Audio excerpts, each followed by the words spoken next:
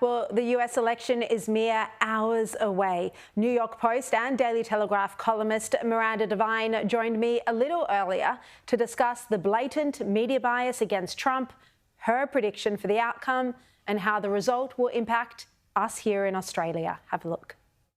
Miranda Devine, so great to see you again. Congratulations on your new book. And you, of course, had Steve Bannon there. He was just released from prison. We keep hearing this line from Kamala Harris that Trump is going to put his political enemies in prison. But really, we've seen the precise opposite. We've seen the jailing of key Trump figures. Isn't this subverting democracy in the same way that the Democrats accused Trump of doing on January the 6th?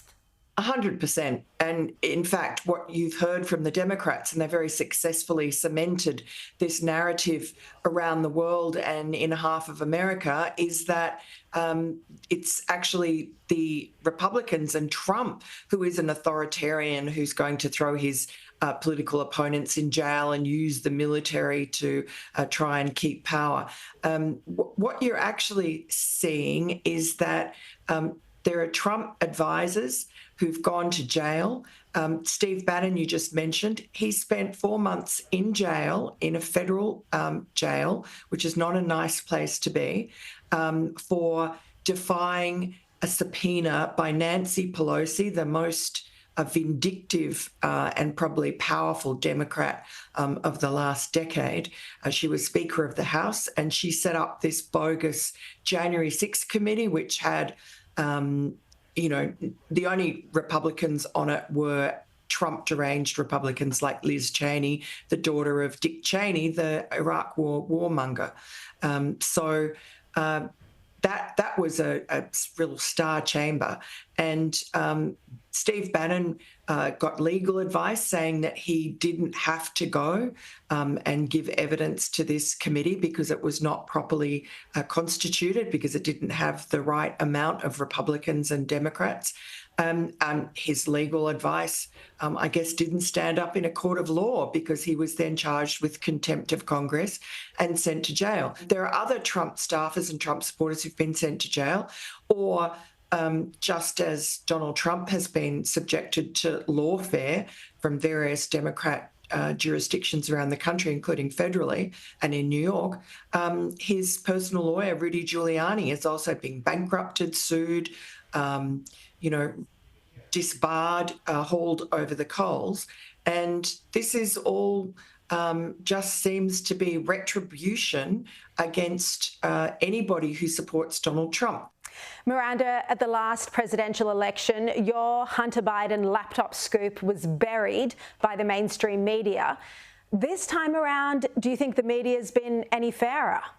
Actually, it's been worse. I mean, there hasn't been as egregious and obvious an incident as the censorship of the New York Post and our Hunter Biden laptop stories, but every day you're seeing another sort of sign of injustice and partiality from sort of big media. Just the other night we had on Saturday Night Live, you had Kamala Harris appeared, a very soft sort of performance, and there were all sorts of other sort of pro-Democrat, pro-Kamala bits and pieces in that show. It might have been just a full hour ad for her, and there was no reciprocal invitation to Donald Trump. And so the Federal Election Commission, that's against their law, their rules. There has to be equal time this close to an election. And so they had to give Donald Trump equal time. And he chose the Sunday Night Football, which is probably more viewed, and he got a free ad on the football. Look, we're now hours away from Americans voting. The polls are very close. The reports are that the race is deadlocked, although Trump does appear to be slightly ahead in the 7 battleground states. Miranda, how are you reading this crucial contest? Look, my gut tells me that Donald Trump will win. But I've been wrong before. I was wrong in 2020. It's a very difficult thing to gauge. What I will say is that Pennsylvania is probably the most crucial state. It has 19 electoral votes. the most of all those other battleground states. And so, the adage is that if Donald Trump wins Pennsylvania, he wins.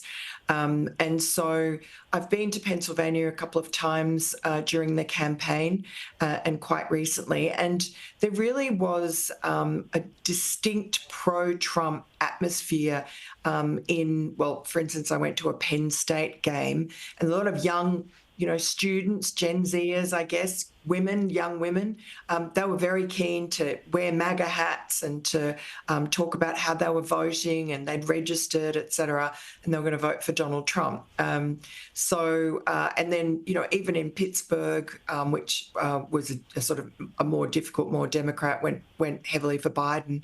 I talked to some people there, and they were quite positive. They said Trump supporters are more inclined to put their signs out this time than they did last time. I don't know what that means, really. So Pennsylvania, I think, is looking quite good. It's neck and neck in the polls. But honestly, who knows? I think Trump is in a better shape than he was in 2016 or 2020 in terms of the national poll, which doesn't really matter, but it is an indication of how well he'll do in the battleground states. Yeah, I think that's the critical point, isn't it? People voting for Kamala, it will be mostly an anti-Trump vote because she hasn't actually articulated any of her policy positions in a clear way, and she's avoided so much scrutiny. But Miranda, just finally, my feeling is that this is one of the most critical elections in recent American history, with so much at stake on a global level, the rise of our enemies, they're now working together. It really matters now who the leader of the free world is, doesn't it? Absolutely. And I think what we've seen in the Biden years is just foreign policy blunder after blunder. It's been a disaster that really started early on in his administration with the bungled withdrawal from Afghanistan. And it's continued on like that, their sort of forked tongue attitude towards Israel, the Ukraine war, which I think Trump's quite right when he says it never would have happened under him. You just look at Donald Trump, who is uncontrollable and therefore regarded by the blob, which is the sort of cabal of the CIA, the Pentagon, the State Department. The blob is the name that was given by the Obama people. But they have a pretty malign and opaque foreign policy agenda, which Trump just ignored, and he just treated foreign policy like a property developer from New York, and just on first principles and using common sense and logic. And so under him, Iran was on its knees. It was broke. It was unable to fund proxies to attack Israel, as they did last October 7. Putin was in his box. He didn't invade any of his neighbours like he did under Biden and under Barack Obama, both of whom were puppets of the blob. And ISIS, for instance, was vanquished.